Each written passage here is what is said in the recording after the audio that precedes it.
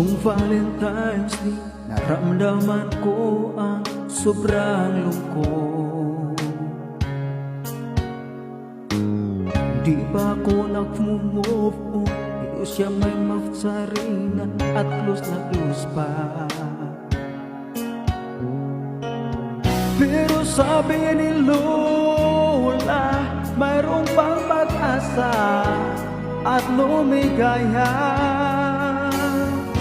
Ang pag-ibig parang bola, minsan mahawakan at nabibit.